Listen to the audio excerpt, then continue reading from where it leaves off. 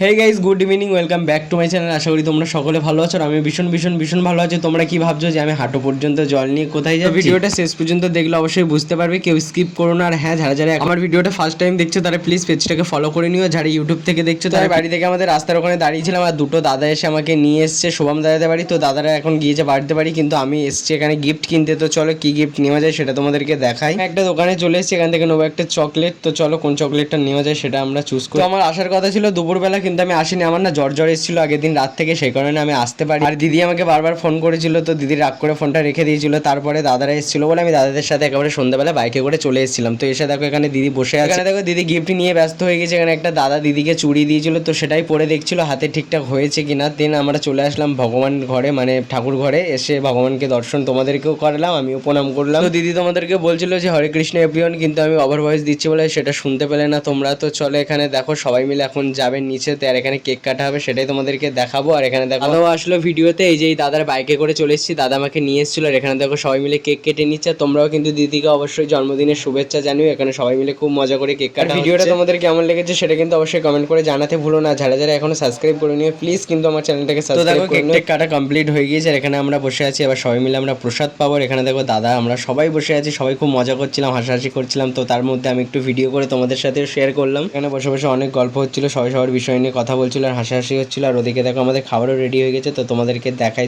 চলো দেখিয়ে নিয়ে আসি কি কি প্রসাদ করা হয়েছে। এখানে দেখো চাউমিন ছিল, ফ্রাইড রাইস ছিল, কাশ্মীরি আলুর দম ছিল, আর এখানে একটা পকোড়া ছিল বাঁধাকপির, আবার সাথে একটা কুমড়োর চপ ছিল। আর এখানে দেখো চিলি পনিরও ছিল। তো তার সাথে আমি আর একবার ফ্রাইড রাইস নিয়ে নিলাম, কারণ খুব টেস্টি হয়েছিল। আর ওখানে দেখো আমাদের স্যালাডও দিয়ে দিয়েছিল, যেটা তোমাদেরকে দেখাইনি। তো চাটনিও ছিল, তোমাদেরকে দেখাই। আর যেটা বার্থডে ইনকমপ্লিট সেটা তোমাদেরকে অবশ্যই দেখাবো। তোমরা তো অবশ্যই বুঝতে পেরেছো যে সেটা কি। দেখো পায়েসও দিয়ে দিয়েছে। তো ভিডিওটা কেমন লেগেছে অবশ্যই কমেন্ট করে জানিও।